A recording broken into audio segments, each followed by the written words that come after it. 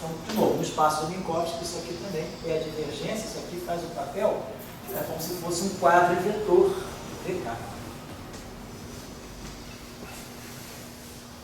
É como se fosse a quadridivergência de um objeto. Então, também é um termo de superfície no espaço de Minkowski. Então, aqueles cálculos que a gente fez todos ali, integra por parte e tira derivado, usa as identidades da análise tensorial, na verdade, fica tudo muito simples desse modo. Aquilo tudo é isso que está aqui.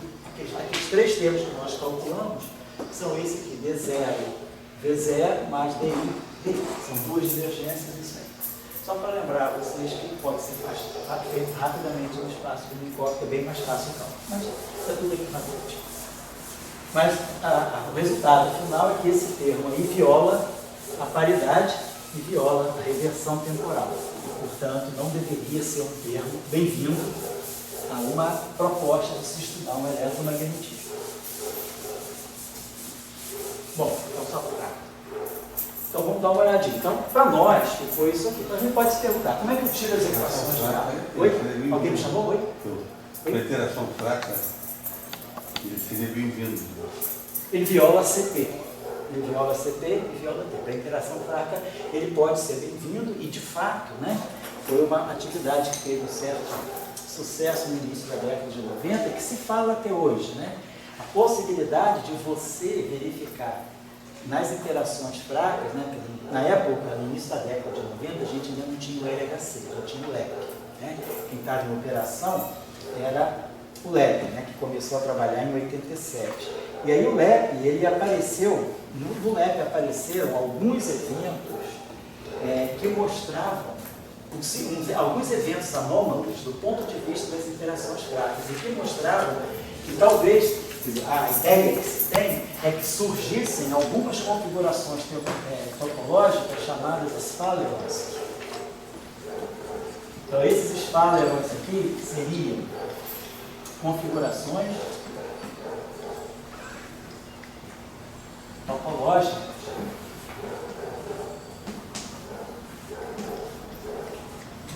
ligadas ao setor eletrofrágil. E esses sphalerons, eles decaem em jatos de férmions do modelo padrão.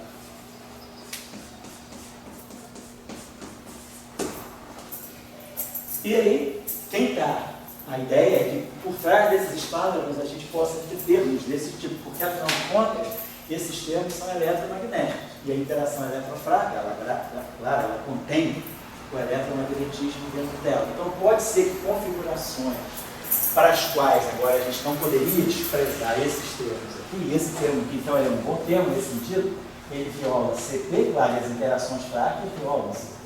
Então, esse termo aqui, ele viola CP e viola P. Mas mantém CPT. Viola C, viola P. Então, esses objetos aqui ainda são objetos de estudo no LHC. Então,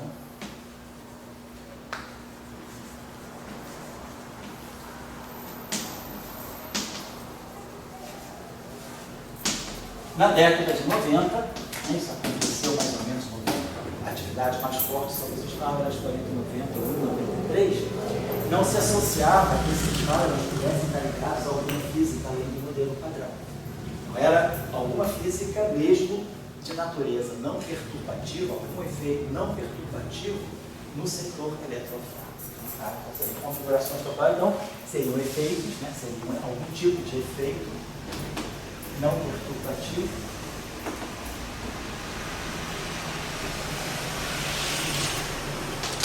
no setor eletrofrágil.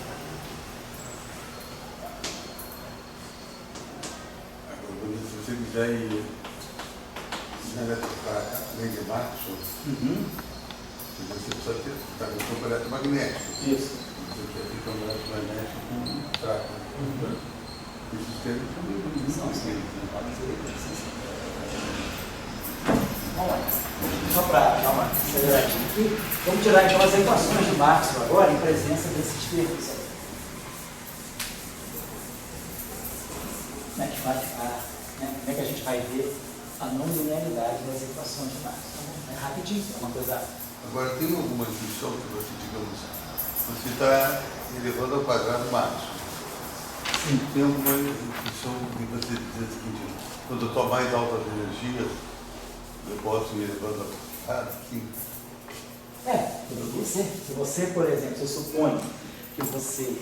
A gente já viu que se você estiver trabalhando com campos muito intensos, você pode gerar não linearidade. Se você também está trabalhando a energias muito altas, você já está se afastando do regime maxwelliano da eletrodinâmica. E você já pode começar a entrar num regime não linear, porque, afinal de contas, o eletromagnetismo é uma teoria abeliana, mas ela é uma teoria abeliana do momento em que você já teve a quebra espontânea da simetria pelo setor de rede na teoria eletroplática. Se você imaginar que a interação eletromagnética ela tem uma origem vinculada às interações fracas, as interações fracas têm uma estrutura de Young-Mills.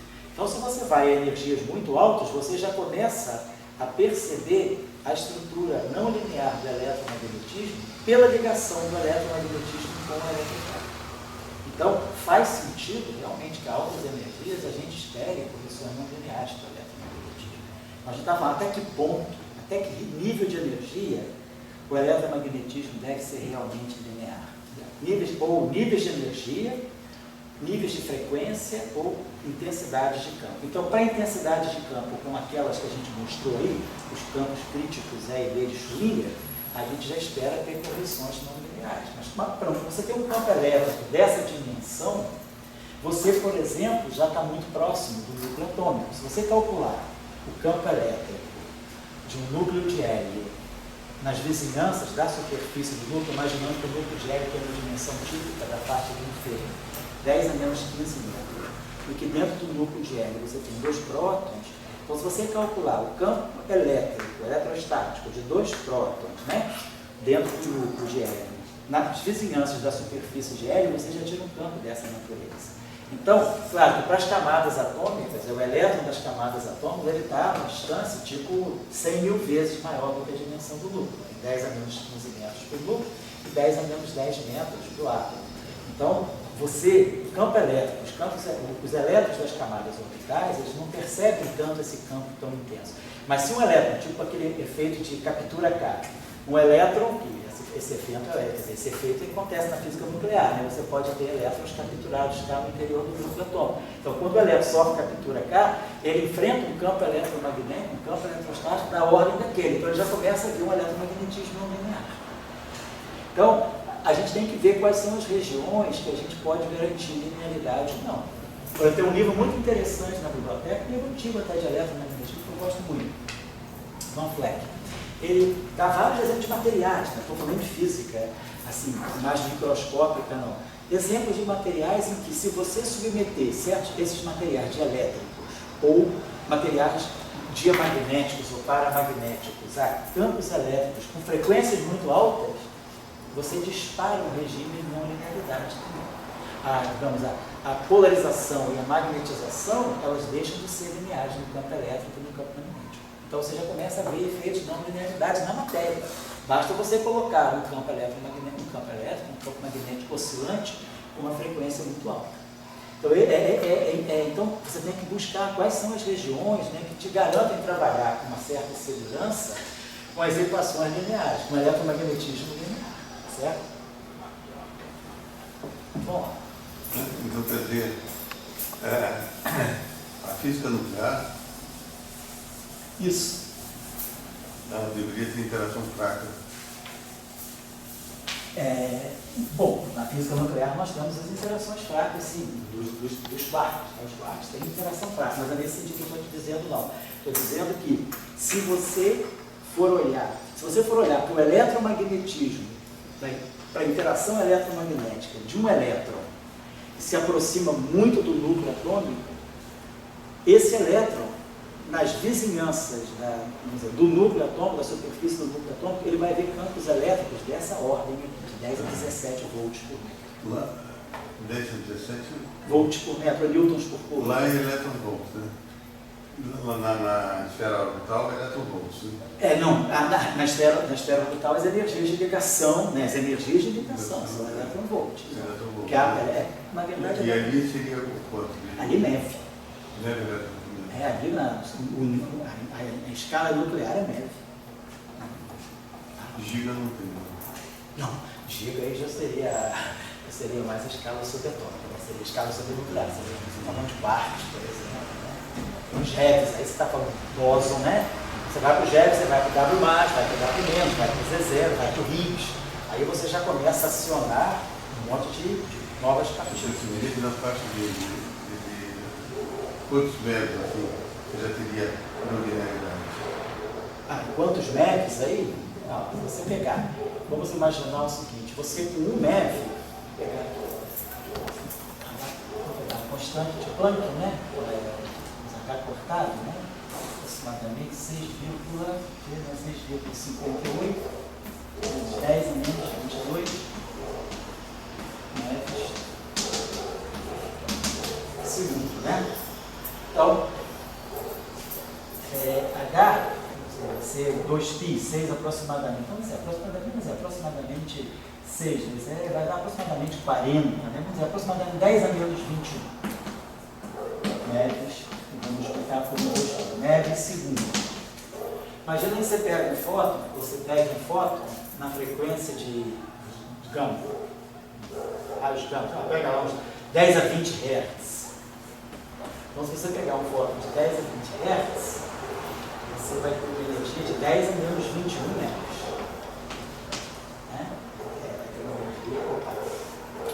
Algum Hz, então você vai ter 10 a menos 21 MeVs, né? Ou seja, 10 a menos 15 elétrons-volts, né? Então, se você pegar a massa de repouso do elétron, por exemplo, é 1 MeV.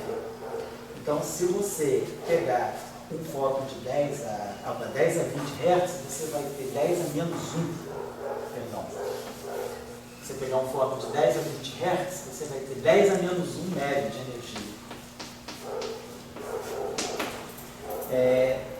Então, 10 a 21 Hz, você já estaria tendo uma energia de 1 MeV. Então, você já pode criar um par elétron-pósito. Então, se você pegar fótons com energia maiores frequências, né? Vamos colocar assim, frequências maiores, ou da ordem de 10 a 21 Hz, que já é a frequência típica de gama, né? Você já começa a ter energias maiores ou da ordem de 1 MeV. Você já começa a criar pares. Por exemplo, esse efeito aí, se você já começar a trabalhar, então vamos dizer, se você tiver fótons, estiver falando de fótons com energia de 10 a 22, 10 a 23, quer usar um raio gama mais profundo, você já tem energia suficiente para poder começar a imaginar que esses efeitos entram em ação. Porque esses efeitos entram em ação, você tem que estar numa escala de energia em que a eletrodinâmica, efeitos quânticos da eletrodinâmica sejam importantes. Se os efeitos quânticos da eletrodinâmica, você vai começar a sentir o efeito quântico da eletrodinâmica quando você começar a entrar no raio de Compton do elétron. Se você pensar, né, que você começa já a penetrar numa distância que é o raio de Compton do elétron, que é o raio de Compton, né, comprimento de onda de Compton do elétron, você já está tirando do elétron a estrutura pontiforme, você já está vendo o elétron mais ou menos distribuído. Então você já está entrando numa barreira quântica que pode te levar a efeitos distributivos. Você pode imaginar que esse campo, esse elétron possa ser descrito por um campo. Então, você já começa a pegar efeitos. Se você trabalhar com fótons, assim, energias tipo esses raios gama ultra energéticos, assim, 10 a 25 Hz, 10 a 26 Hz, aí você já tem que pensar numa eletrodinâmica não linear. Só que você não vai fazer uma eletrodinâmica clássica, porque se você já está com fóton dessa magnitude de frequência também, os efeitos quânticos são muito dominantes. Então você já tem que dar um tratamento de QED, você já não pode mais dar um tratamento semiclássico, o tratamento tem que ser inteiramente quântico. Né? Então você já precisaria estar dentro do âmbito da eletrodinâmica. E esse o fóton do campo eletromagnético do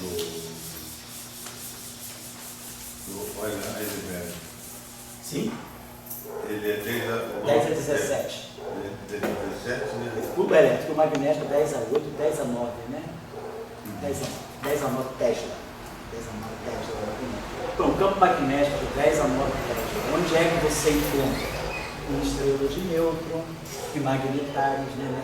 nessas superestruturas astrofísicas, você tem esses campos magnéticos. Não o campo magnético galáctico, que é muito baixo. O campo magnético, assim, o campo magnético galáctico é na faixa de alguns Gauss, 10 a menos 4, né, Gauss, é pequeníssimo. Né? O campo magnético da Terra é 0,25 Gauss, ou seja, 10 a menos 4 Tesla, é muito pequeno. Esse campo aí é 13 ordens de grandeza, mais intenso do que o campo magnético da Terra. É 10 a 9, né? Eu diria que o falou para mim é próximo de 10 a 9 Tesla. Dentro, assim, quando você está muito próximo do núcleo atômico, você já vai enfrentar campos elétricos muito altos que já te tirariam do regime de linearidade. Tanto é que tem trabalhos interessantes, né, se alguém quiser dar uma olhada, trabalhos interessantes do efeito desses campos aqui, se você quiser, e como correções interfinas às linhas espectrais do átomo de hidrogênio. Por exemplo, se você quiser ver correções, né?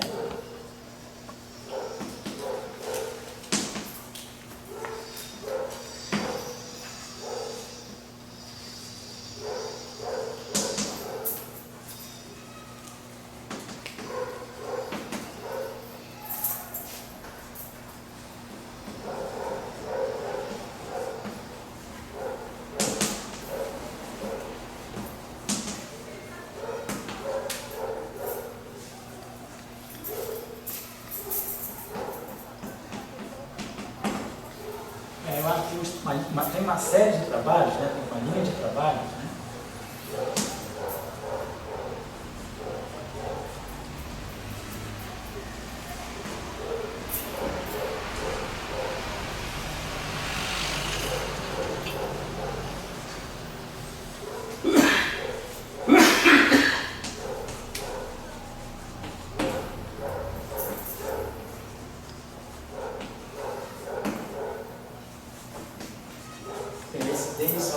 E colaboradores, eles trabalham nessa linha aí de ver um campo elétrico coulombiano. Quando a gente faz o átomo de Bohr, por exemplo, faz a mecânica quântica do átomo de hidrogênio, a mesma mecânica quântica não relativista, usa a equação de Schrödinger. Qual é o potencial que a gente coloca na equação de Schrödinger? O potencial que a gente coloca no átomo chamado hidrogenoide, né? É aquele potencial Z2, né? sobre 4 e ε0R. É o potencial coulombiano. Potencial atrativo colombiano. Mas, por exemplo, se a gente agora já vai entrar nessa direção de uma eletrodinâmica mais corposa, de não linearidade, o potencial que eu vou colocar na equação de Schrödinger já não é mais esse, é um potencial que tem essa estrutura aqui. 1 sobre a raiz quadrada de R4 mais uma constante aqui ligada àquele campo elétrico crítico. Vai aparecer, vamos dizer, aparecer aqui uma constante que eu vou chamar de, sei lá, de Xi a quarta. Onde essa constante Xi aqui, ela é a função daquele campo elétrico crítico. Mas aí vocês estão vendo o potencial, ele já tem uma estrutura, né, desse R a quarta, exatamente.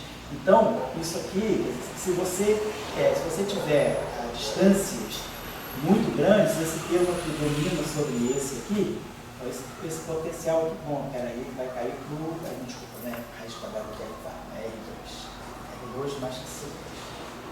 Então, é claro, sem esse termo aqui, claro, eu caio no potencial coulombiano.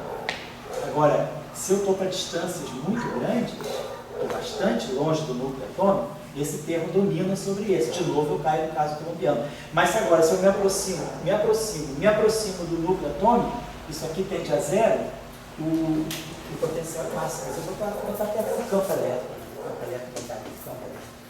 Expressão não vou pegar o potencial, vou pegar o campo.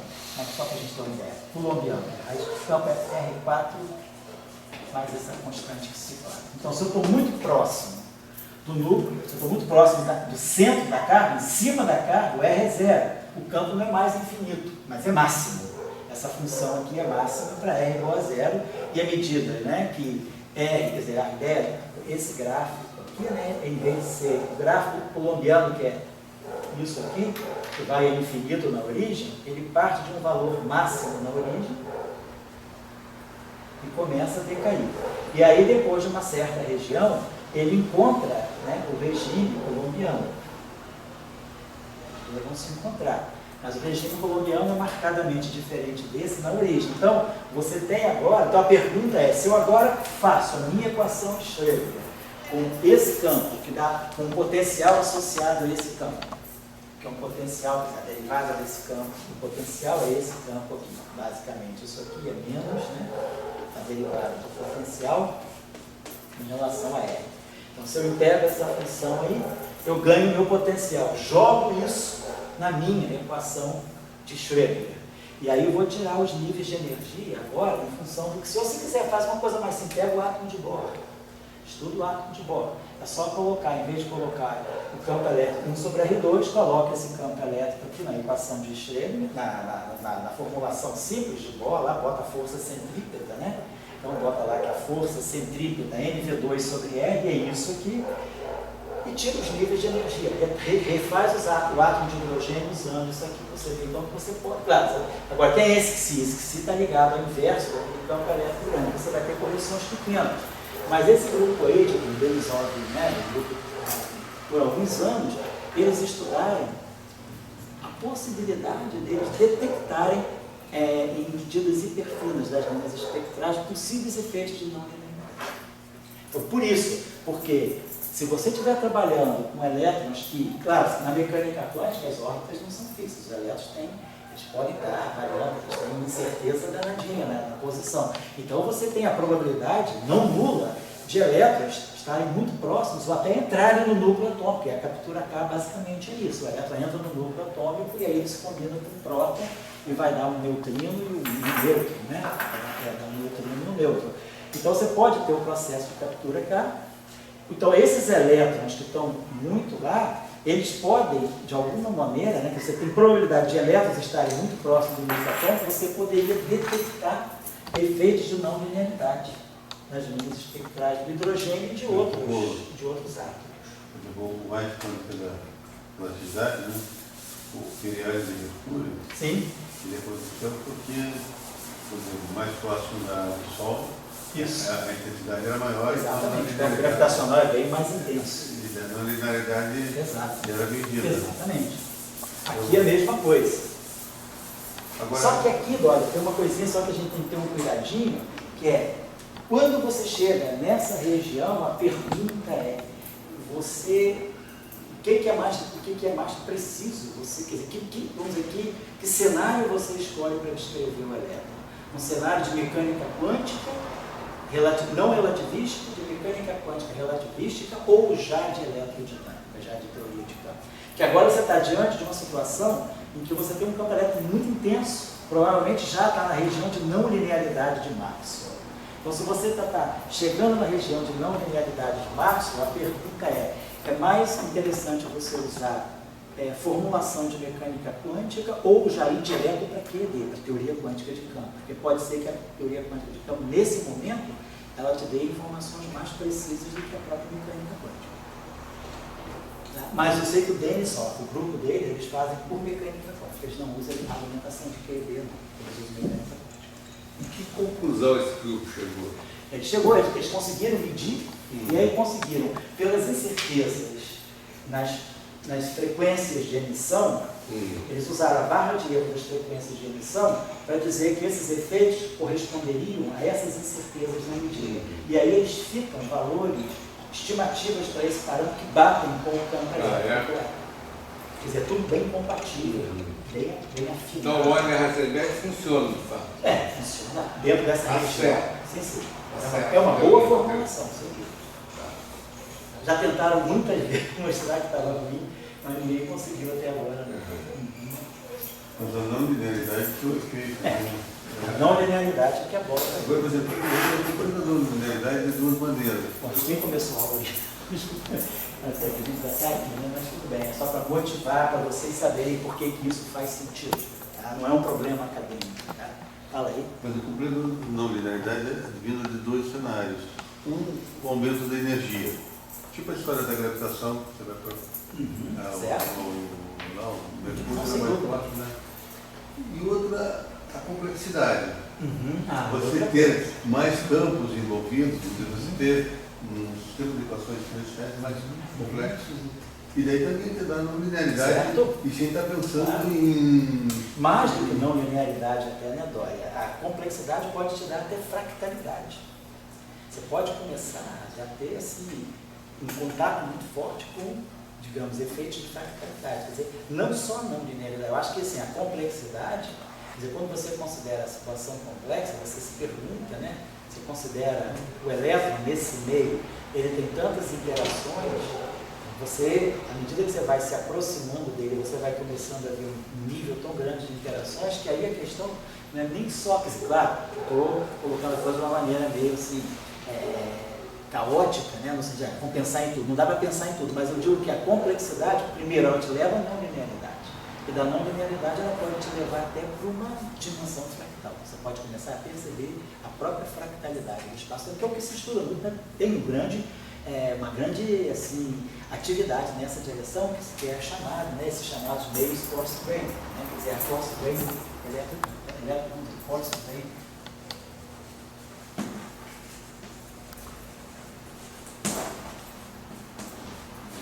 Electrodynamics. Quem estuda muito isso é um russo, bastante bom nessa área, chamado Tarasov.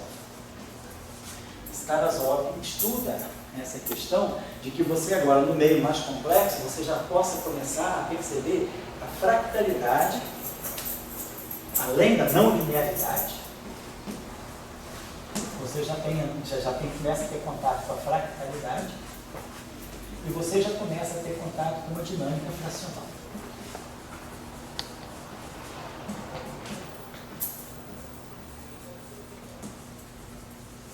Então tem esse cara, tem um chamado Jumari, do Canadá, que também estuda essas questões, porque aí você já começa a ter as equações de Maxwell, você já não tem mais divergência de E. Você tem uma divergência que é ligada, vamos dizer assim, uma divergência alfa. O que significa isso? Que você agora não está mais tirando derivadas inteiras da função. Você está tirando derivadas fracionárias, derivadas que poderiam ser 1 menos algum étimo. Uma derivada 0,99. O que é uma derivada 0,99? Não é a derivada primeira, não é a derivada segunda. Então, a complexidade ela pode te levar a várias questões ligadas à não linearidade, fractalidade e dinâmica fracionária. Então, é um caminho a seguir. Tem bastante literatura nessa área. O que eles chamam assim, de complexidade? Não seria?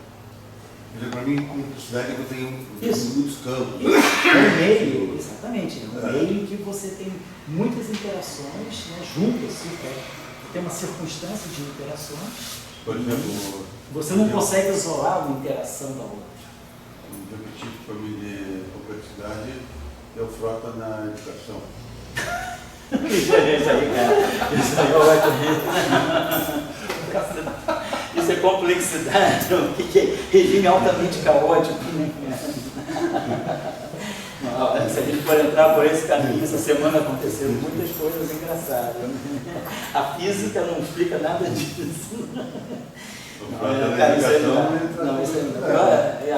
Isso é para o intervalo, mas realmente, cara, quando você vê aquele cara sentado do lado do mendoncinha, né? De óculos, né? Cara, o Paulo Henrique Amorim publicou uma coisa legal, ele publicou assim, uma fotografia dele, assim, vamos dizer, nu, mas todo coberto só com uma gravata, né? E assim, com óculos, assim, retrato de filme pornô mesmo, né? E assim, agora, chamando o Buarque a discutir com ele, e agora o ministro Buarque, né? Senador do Buarque, como é que fica, né? Sua Será que eles foram lá levar projeto? Não, a gente, todo o Brasil, né? Está todo mundo chocado. Já pensou a gente ter essa, agora isso vira o CPPF, né? Como se faz uma pós-graduação em física, né? Você ligar lá para o Iango, né? Não, os italianos que estavam aqui, quando viram aquilo, porque eles também já estavam muito fãs do Conversa Fiada, né? Aí no dia que eles abriram Conversa Fiada e viram aquilo, eles foram correndo me perguntar o que era aquilo. Esse é um ator pornô brasileiro que está agora muito preocupado com a educação. Eles acharam, bom, claro que eles já salvaram e mandaram para a Itália na mesma hora, porque eles trabalham na França, né? Aí o Alessandro ligou para a França, para a Itália, pô, o pessoal já estava rindo, a gente recebeu e-mail aí o dia inteiro. Sabe uma coisa que eu sempre guardei que disseram? O Brasil. Pô, já está na hora do intervalo, o assunto já caminhou, o assunto já define o intervalo. São 6 horas, a gente dá um intervalo até 6h15. São 6 horas, são, né? Então a gente vai até 6h15, porque intervalo.